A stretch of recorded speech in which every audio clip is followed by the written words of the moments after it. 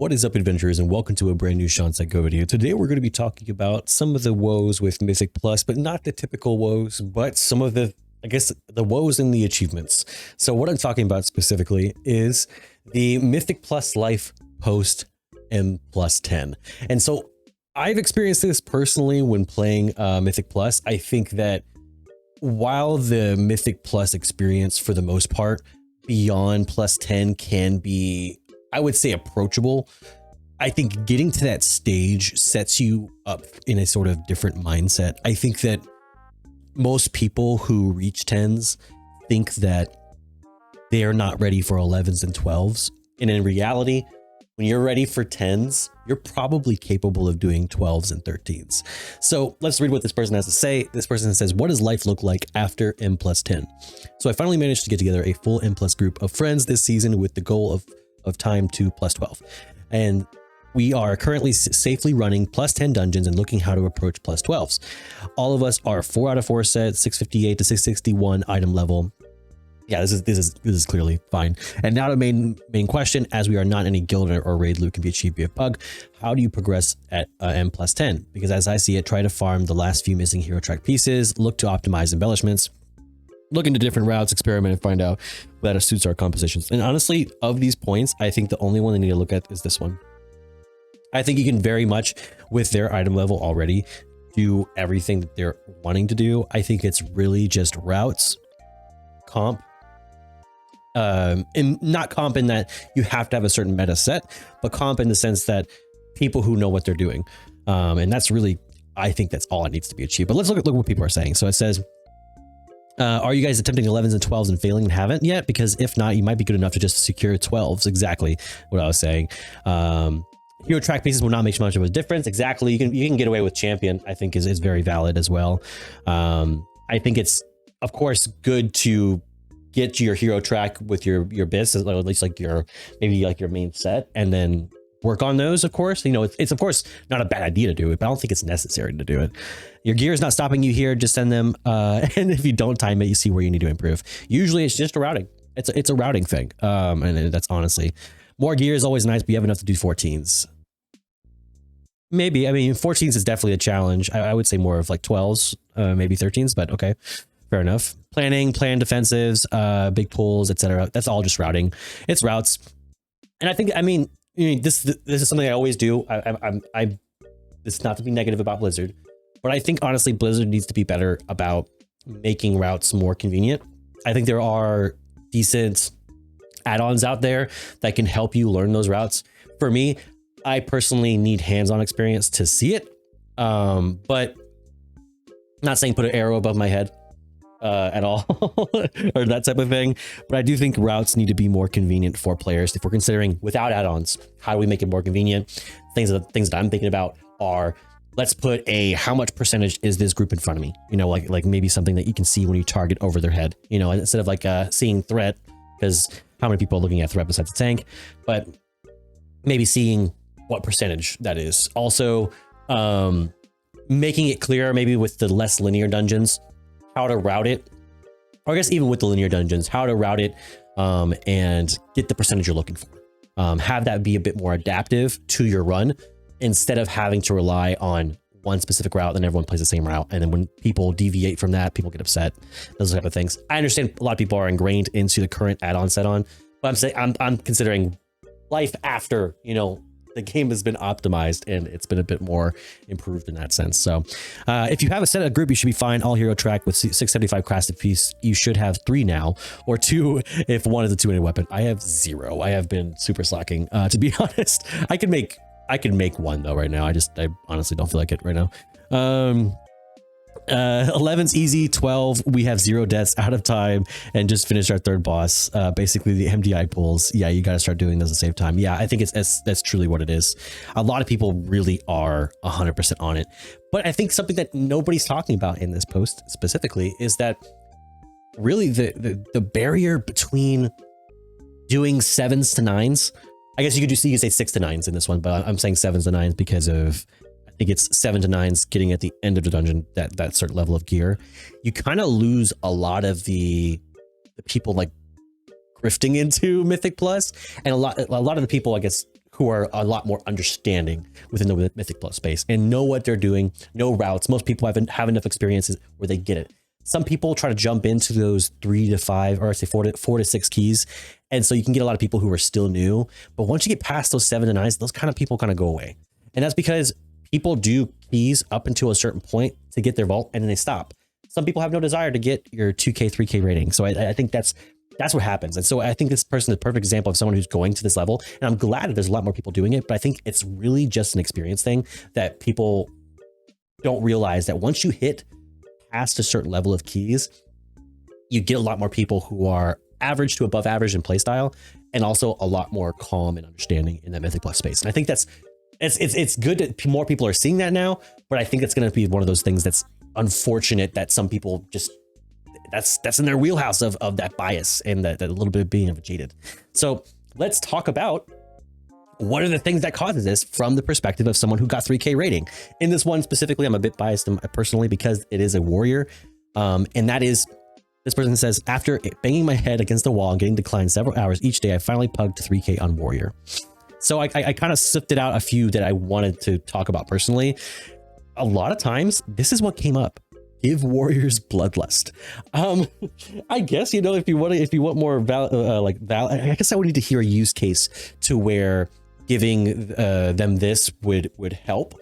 I can understand it because right now it feels like, at least on the prot side of things, that Vengeance Demon Hunter prot palette has been elevated to the point where even though warrior is good, we get midlined, if not totally flatlined as far as invites go. So I think that I understand this perspective because it kind of gives that important like role when you don't have lust on team. So I get that. A lot of times, I mean, this is probably for a lot of classes, you will never see, not never, but rarely, very rarely see ever 2 warriors in any particular group, just any comp. And that's not like judgmental or meta or anything like that. It's just that like you're not going to get enough value.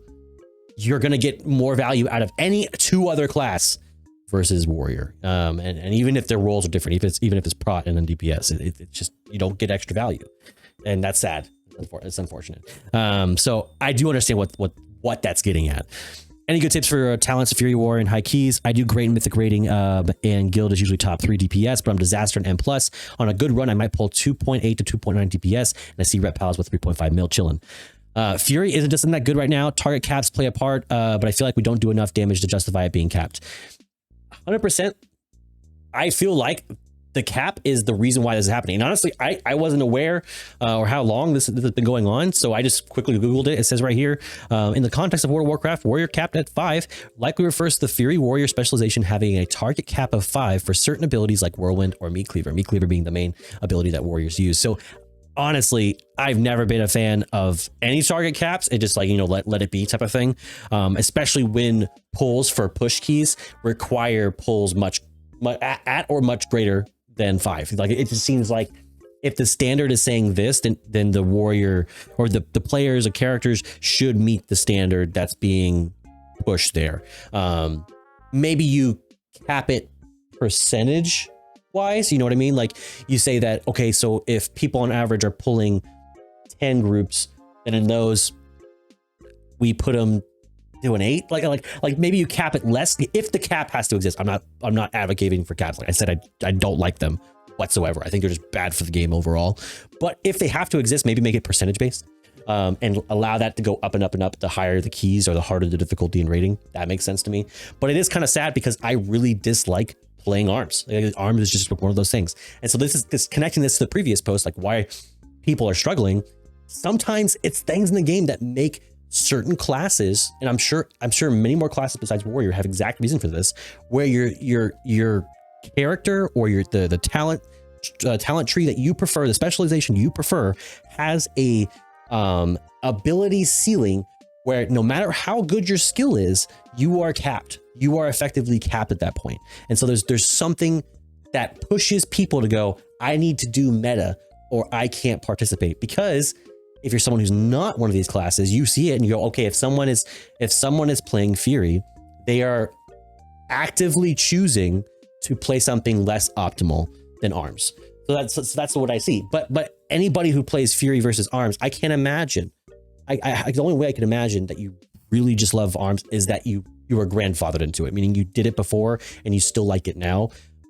Fury just plays so much better. There's no argument that I could see. I would be willing to hear it from any warriors out there, but some things like this just make it unoptimal for players, that they reach those 10s and they don't feel confident because they struggled to get invited to groups and they struggled their way to the top, or they struggled their way to second place because somebody else is able to play their class and it be meta and there's nothing else they have to do. Like whereas warrior, you have 2 DPS classes, one plays amazingly well, whereas the other just does better. It's kind of one of those unfortunate things that exist in the game. I'm not talking about picking Slayer over Mountain Thane. I'm talking about picking a whole specialization that just plays well versus one that does not play as well. And it's kind of one of those unfortunate things that just happens in the game. So Grats to this guy for reaching 3K. I know it's a struggle to do on Warrior right now. I know there's a lot of people who struggle with this, but the one thing that does get to me that a few people mentioned in the comments here is, after banging my head against the wall and getting declined for several hours each day, I plugged a 3K on Warrior. Guys, take it easy. We're 4 weeks in.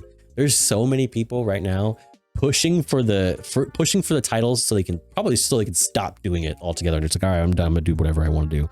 I get that concept, but I think so many people have such a rush to do these things and then they just stop. Space it out. You're gonna burn yourself out if you keep on driving yourself nuts with this. Honestly, my methodology has been, I'll run delves, world quests, whatever I feel like doing, and then I just queue for a few.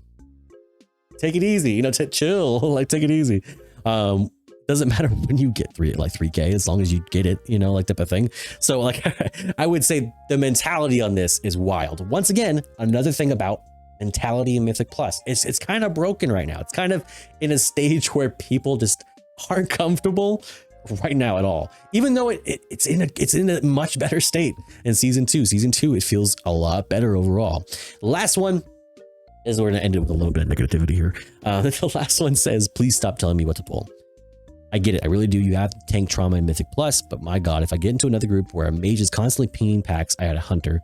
The hunter is pulling what they think I should pull, or the lowest DPS complains about how slow it is, I'm going to go crazy. You can see that I plus etc. this dungeon, and I know this route and the percentage. I have little faith. Please have a little faith. Most of the time, I'm not pulling more because you are the one who will fall over. Sea Strategy Floodgate. If anything, your incessant pinging and whining just makes me want to leave. I won't, but man, it makes me want to. Find another group in 30 seconds. I've left 1 key for the season. I've left 1 key first this season. Okay, I'm done. I'm ready to be told I'm the problem. So, yeah, I mean, I want to say this is largely the DPS fault. Usually it is. I think we as tanks need to be more honest when we're tanking, that sometimes it is healers under healing. It's just the way it is.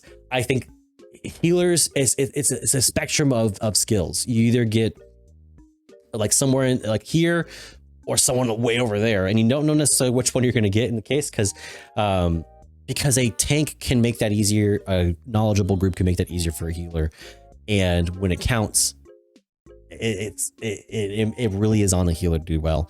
And I think that skews tanks' opinions. I understand this perspective. I think a lot more people are comfortable running lower keys so they can get routes.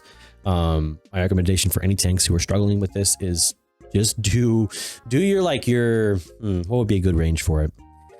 Do your, I'd say 4 to 6 keys, those ranges as DPS or as healer. See what routes people are doing, and figure it out before you do those things. And I've seen more success. I struggle reading the routes, like I said before, but I think hands-on experience is always the best way to do it. So you can understand it better. Do a few of them, you know, so you can get it well, you know, that type of thing. But I think having that personal experience and seeing it from the other side is always helpful. I'm not saying this person is in the wrong for it, but often I think this is what makes people super nervous to run these groups or just not want to do it at all. So ignore DPS. If the healer starts pinging stuff, you're going too slow. So the healer is the divider of it all. So yeah, that's absolutely kind of what happens. Sometimes I come across a tank with a completely terrible route. I shut up and kill what they pull because I'm not tanking. Simple. Yeah, I mean, honestly, this has always been my mindset. You know, even if it's bad, if it's done well, you're most likely fine. You know, like if your DPS is doing their job, you're most likely fine. Usually it's bad route plus something, right? It's not bad route on its own. Now, if they're struggling, I don't think there's a problem with recommending, but I don't think pulling is the way to do it. Can you convince people to do that? I don't know.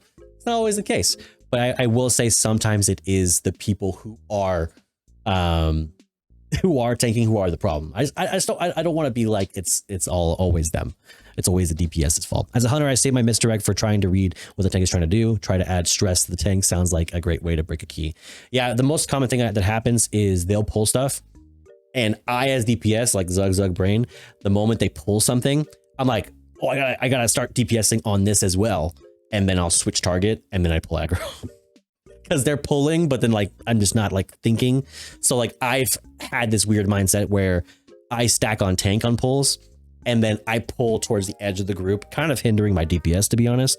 But I'd rather do that than be in like the meat and potatoes of the group and then get one shot. It's kind of sad. It just happens that way sometimes. So I would say in this situation, I think this is what jades or gives people bias afterwards. So when they come in with their alts and they come in with their other characters, they come in with that mindset. So it's this kind of mindset that jades people after, but it's the other two articles talking about that jade people mindset beforehand.